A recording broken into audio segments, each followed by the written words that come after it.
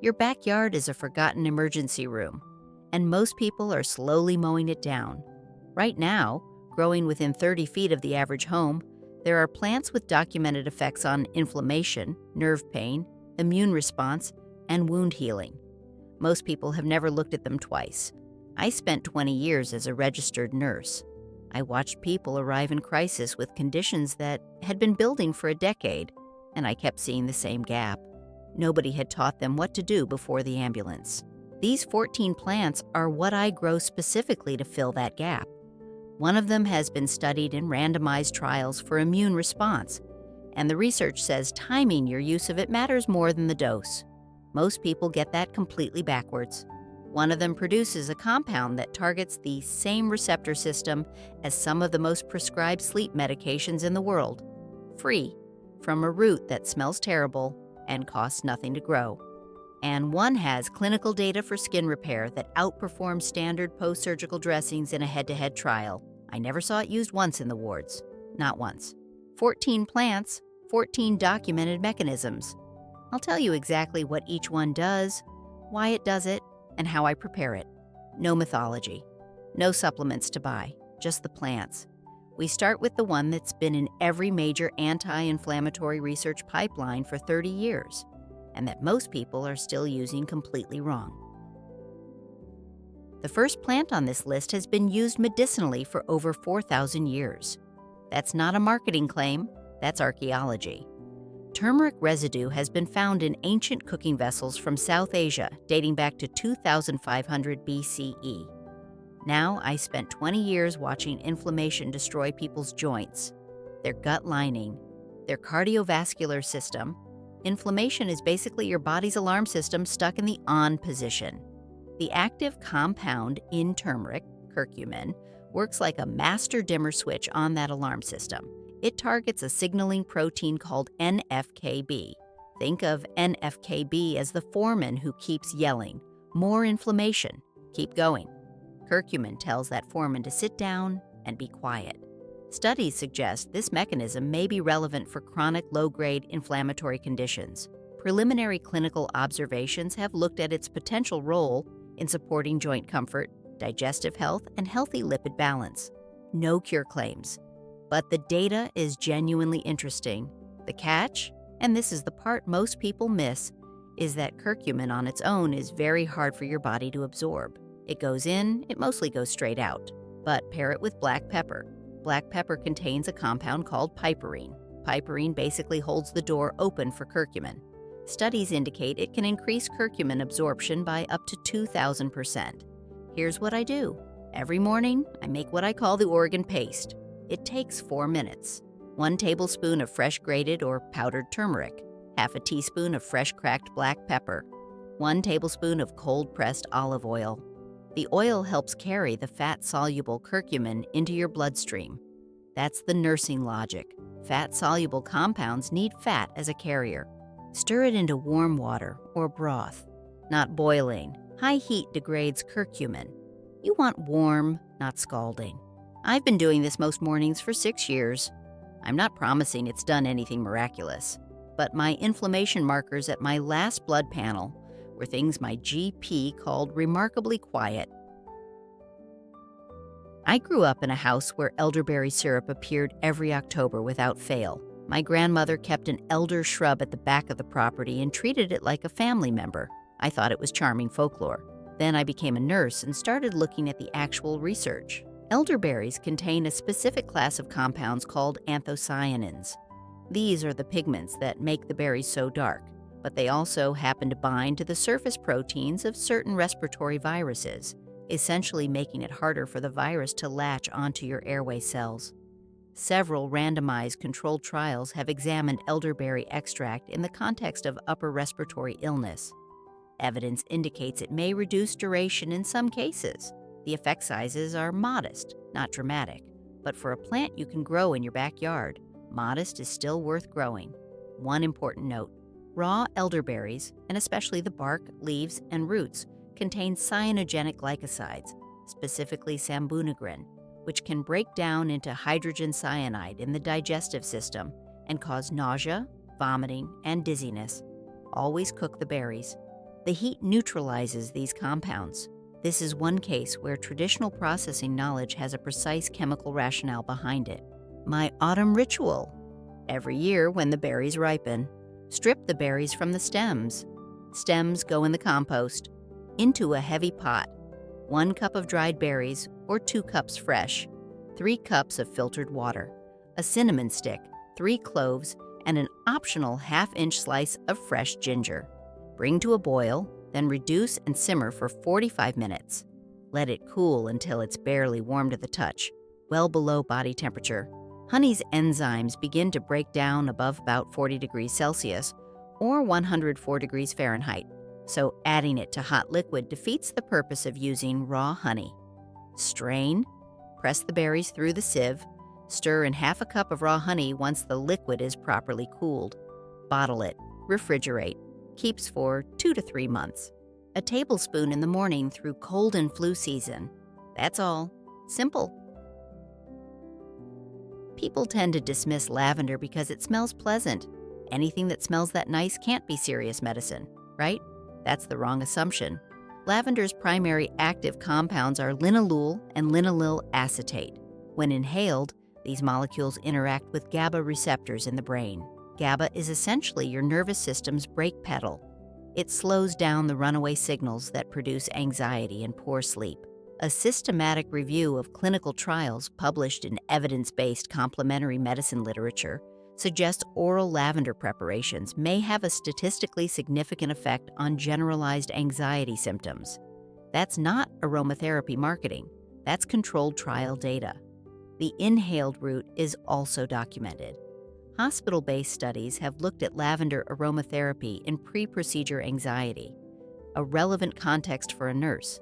The evidence is preliminary but consistently directionally positive. I use lavender 2 ways. First, the sleep sachet. Fill a small linen sachet with dried lavender buds. Tuck it inside your pillowcase. Replace every 4 to 6 weeks as the volatile oils dissipate. Don't underestimate this. In overstimulated people, which most of us are, simply changing the olfactory input at sleep onset makes a measurable difference for many people. Second, lavender tea. 1 teaspoon of dried culinary lavender flowers steeped in near boiling water for 8 minutes covered. Covering is important. You're preserving the volatile oil vapor inside the cup until you drink it. Drain. Add honey if you like. Drink 1 hour before sleep. Most people in the West know sweet basil, the Italian culinary herb. Holy basil is its Indian cousin, and it's a genuinely different plant. In Ayurvedic medicine, it's been called the queen of herbs for at least 3,000 years. That's a long clinical trial, even if it wasn't randomized. The compounds driving its effects are primarily eugenol, rosmarinic acid, and a group of plant sterols. Together, these have been studied for what researchers classify as adaptogenic activity, meaning they appear to help the body maintain a more stable stress response. Think of it this way. Cortisol is the hormone your body releases under stress. Useful in short bursts, destructive when it's chronically elevated. Preliminary evidence suggests Tulsi may help moderate that cortisol output, like a volume knob that keeps the stress signal from redlining. Small clinical studies have also looked at Tulsi in the context of blood sugar regulation and immune support. Evidence is based primarily on recorded ethnopharmacological use reinforced by early-stage clinical observations. The mechanisms are plausible, and the safety record over thousands of years of use is notable. I keep a Tulsi plant in my kitchen window all year. It wants warmth. Here in the Pacific Northwest, it doesn't survive the winter outside, so it comes indoors in September. Fresh Tulsi tea, 6 to 8 fresh leaves, gently crushed in your palm to release the oils, steeped in just off-the-boil water for 10 minutes. The crushing is not optional. It breaks the oil glands and doubles the volatile compound extraction. I drink this in the afternoon when my focus starts to drop. It's not a stimulant, it's more like a reset. The tension in my shoulders usually eases within 20 minutes. That's anecdotal, I'll grant you, but my shoulders are consistent data. The plant is named after Achilles, the Greek hero who, according to legend, used it to staunch the wounds of his soldiers. That sounds like mythology. The mechanism behind it is not. Yarrow contains acetylene, flavonoids, and several volatile oils that appear to support what clinicians call haemostatic activity, the process of helping blood begin to clot at a wound site. It's essentially a botanical first aid kit in a single plant. Beyond wound care, yarrow has a documented history of use for fever support. The mechanism proposed in ethnopharmacological literature is diaphoretic action. It promotes perspiration, which is how the body physiologically manages and reduces fever. Preliminary evidence supports this traditional use pattern. It grows wild all over Oregon. I find it in my meadow margin every summer without planting it. Most people mow it down. I leave a patch on purpose. 2 uses I rely on.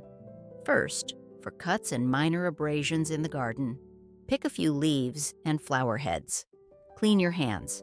Crush the plant matter gently between your fingers and apply it directly to a minor cut as a poultice while you make your way inside to properly clean the wound.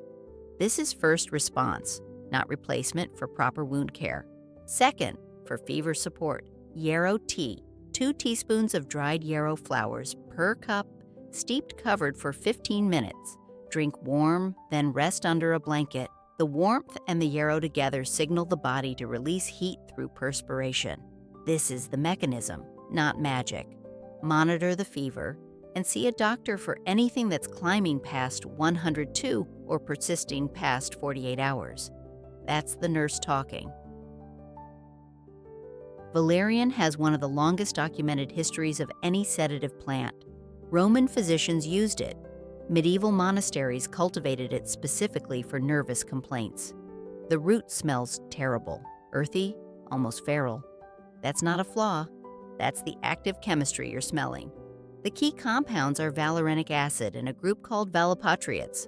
They interact with the same GABA system that lavender touches, but more directly and more powerfully. GABA inhibition is also how prescription sleep medications work, which tells you something about why valerian has clinical plausibility. Meta-analyses of randomized controlled trials, and there are several, suggest valerian may improve subjective sleep quality in some individuals, particularly for sleep onset latency. The effect appears cumulative over 2 to 4 weeks, not immediate. Set realistic expectations. The hidden gem here, valerian's effect is paradoxically stimulating in a small percentage of people, roughly 10 to 15% by some estimates. If you try it and feel more awake, that's not failure. That's a documented biochemical variant response. Swap to passion flower or lavender. I use dried valerian root as a tincture, not a tea. Tea works, but the smell makes it hard to finish the cup. A tincture bypasses that entirely. Fill a clean glass jar halfway with dried valerian root pieces. Cover completely with 40% vodka or brandy. Seal. Store in a dark cupboard for 4 to 6 weeks, shaking gently every few days. Strain through cheesecloth. Bottle in dark dropper bottles. Half a teaspoon in a small glass of water. 30 to 45 minutes before bed. No screens after you take it. The combination of darkness, reduced stimulation, and valerian together is what creates the effect, not the compound alone.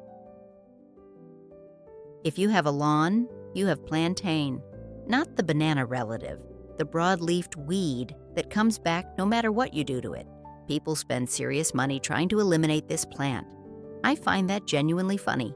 Plantain contains allantoin, aucubin, and mucilages, a group of compounds that form a protective gel-like coating when they contact wet tissue. That gel is what gives plantain its primary value. It soothes irritated tissue in the digestive tract and on the skin by providing a physical barrier against further irritation. Aucubin is also being studied for its potential anti-inflammatory properties in preliminary cell studies. The research is early, but ethnopharmacological use of plantain spans virtually every traditional herbal system on Earth: European, Native American, Ayurvedic. When a plant appears independently in that many traditions, you pay attention. The insect sting application is probably its most famous use, and it does have a rational mechanism. The allantoin and mucilage provide immediate cooling and a physical barrier while you're getting away from whatever stung you and finding your antihistamine. 3 uses. First, on-site for stings and minor skin irritation. Grab a clean leaf, chew it briefly, or bruise it with a stone to release the mucilage. Apply to the sting. This is garden first aid. Immediate, accessible, rational. Second, plantain cough syrup. Simmer a packed cup of fresh leaves in 2 cups of water for 20 minutes. Strain. Add equal volume of raw honey. Bottle. This creates a mucilage-rich syrup that physically coats an irritated throat. Evidence is based on recorded ethnopharmacological use, but the mechanism is mechanically sound and the preparation is safe.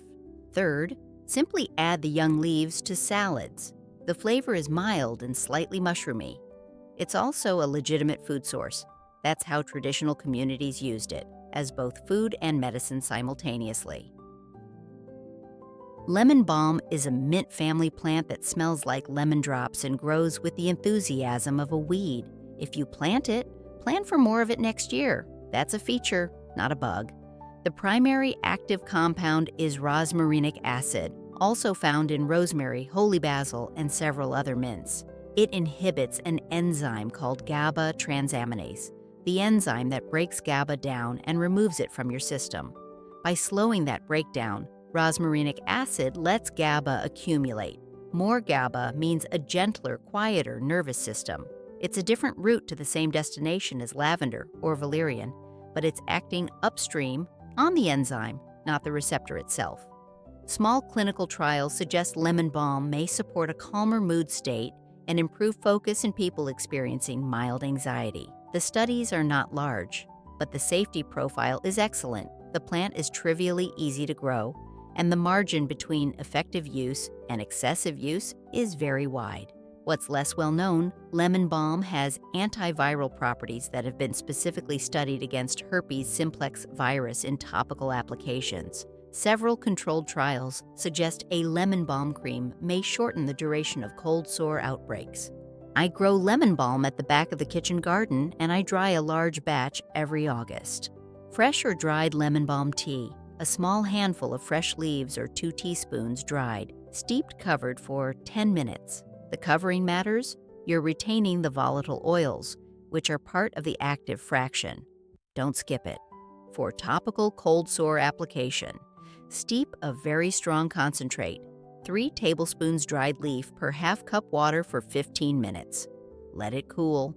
Apply with a clean cotton cloth to the affected area 3 to 4 times daily at the first sign of a tingling onset.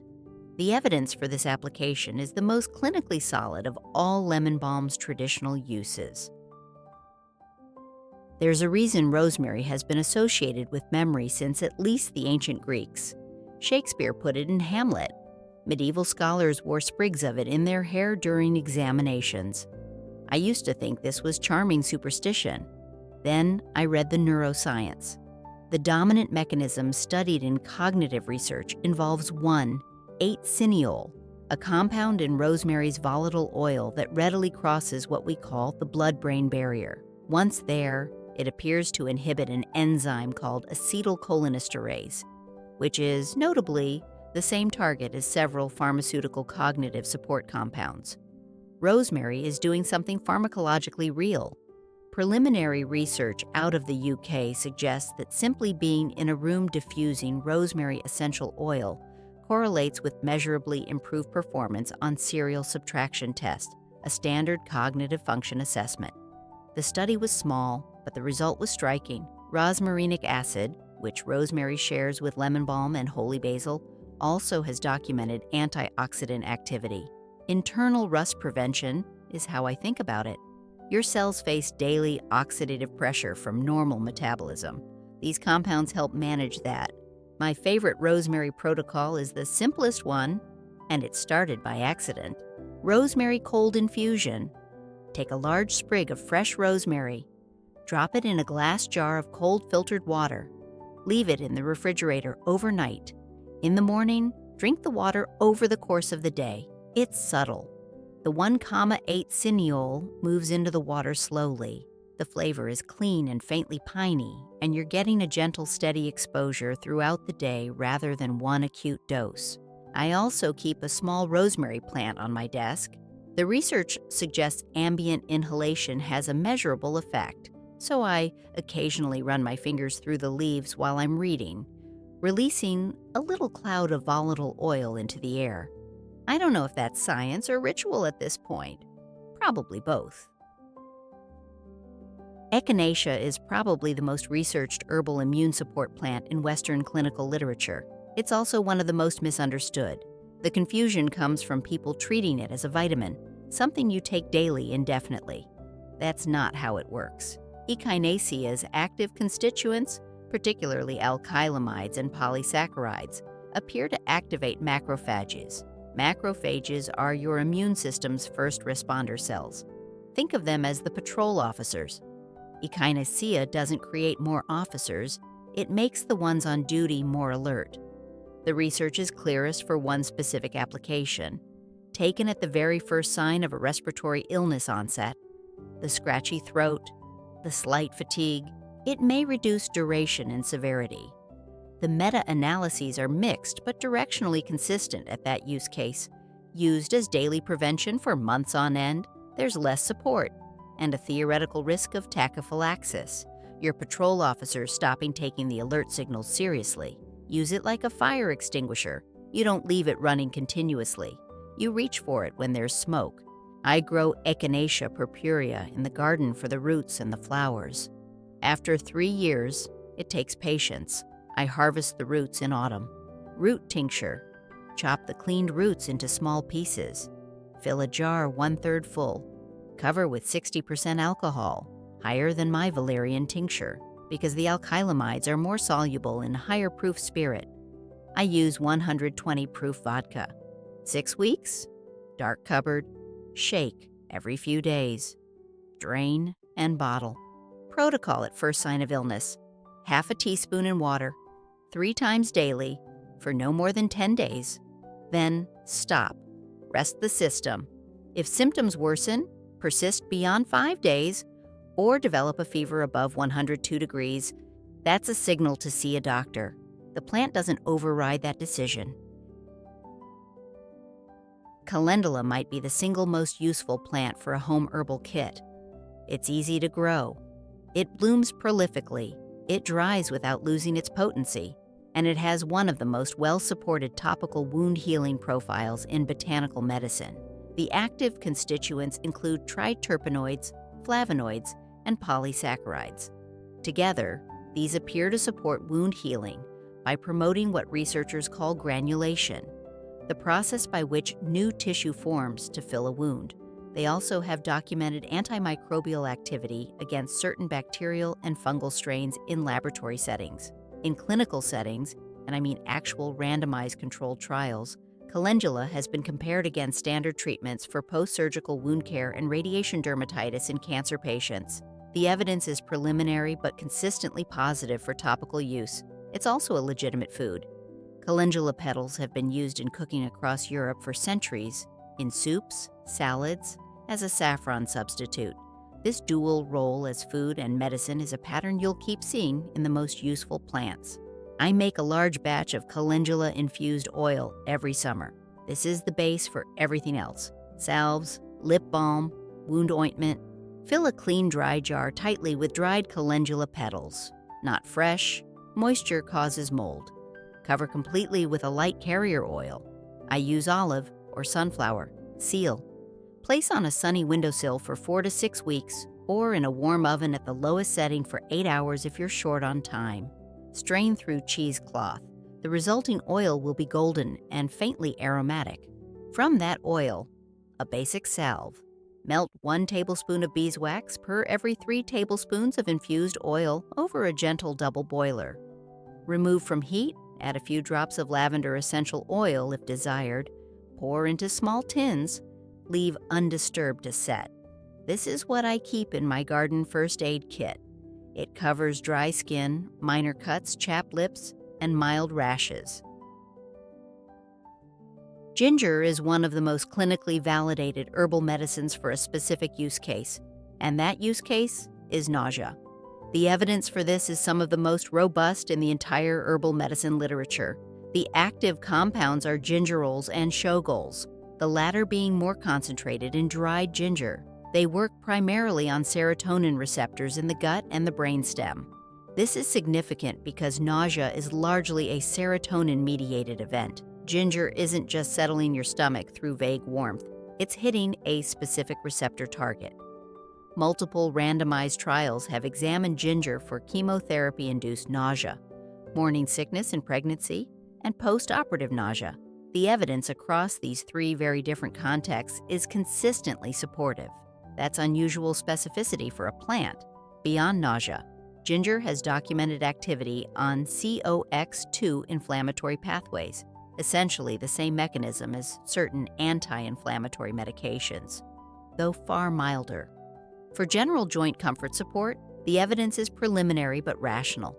The most potent preparation I make is ginger fire cider, but for daily use, nothing beats the fresh root decoction. For the decoction, take a 2-inch piece of fresh ginger. Don't bother peeling it. The skin contains active compounds.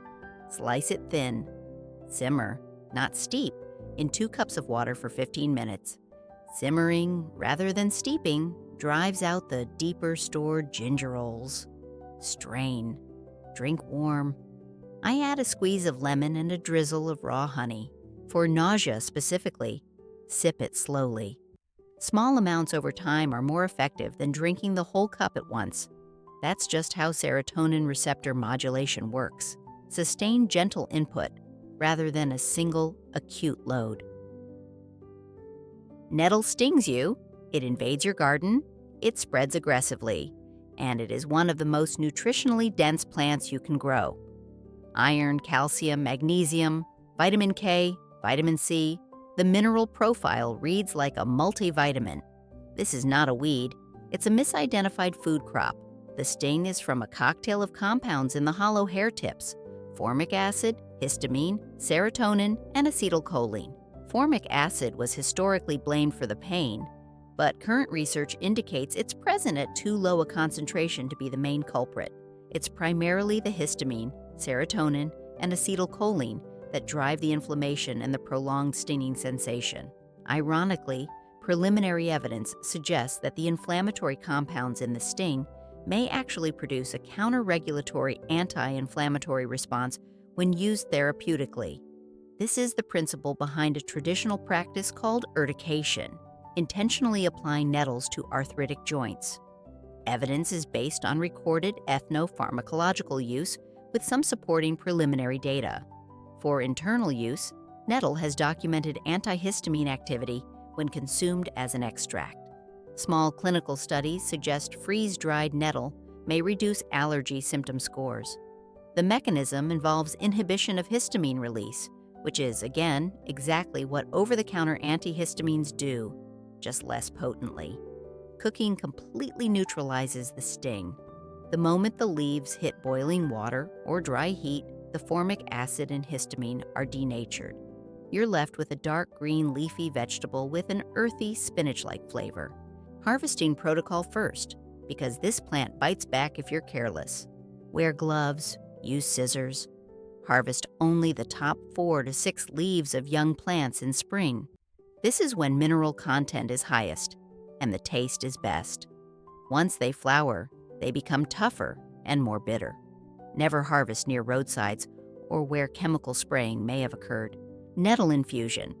1 large handful of fresh leaves into a heat-proof bowl.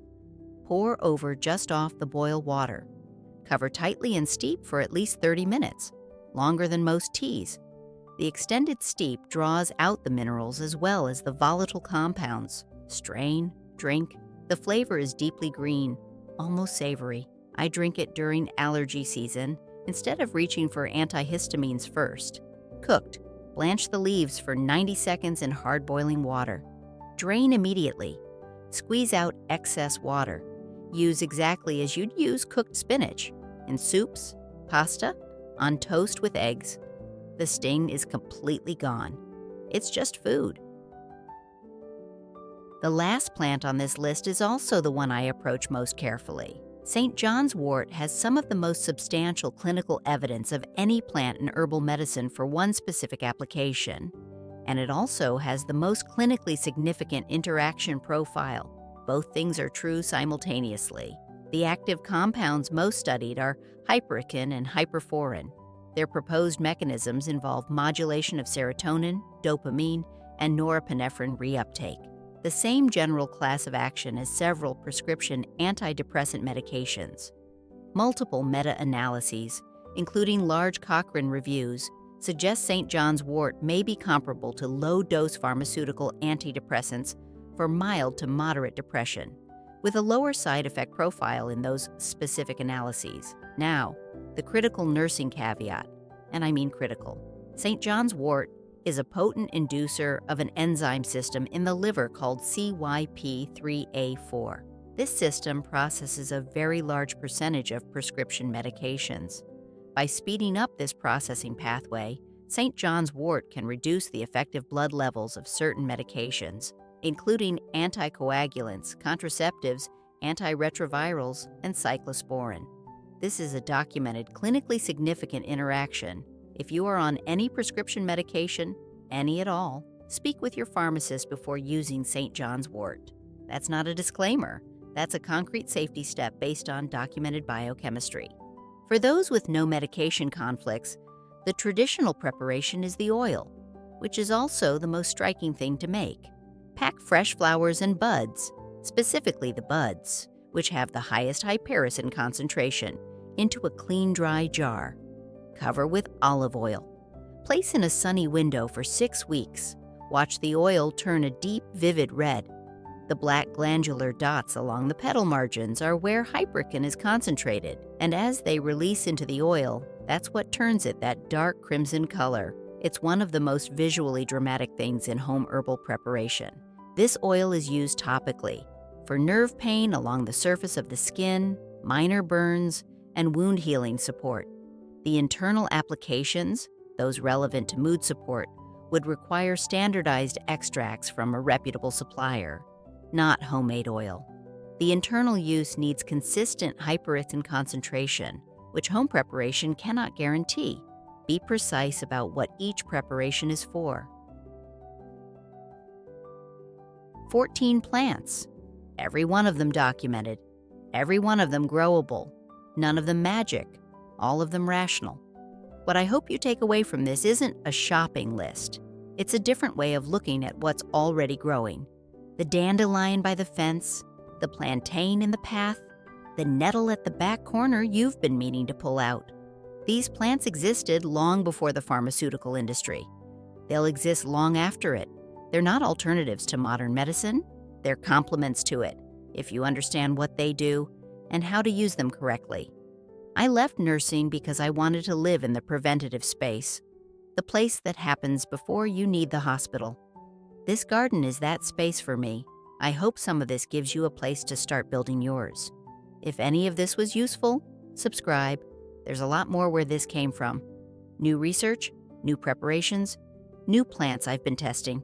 I don't rush content. I post when the research justifies posting. And I'd genuinely like to know, of these 14 plants, which one surprised you most? Leave it in the comments. I read every single one, and sometimes the comments teach me something I didn't already know.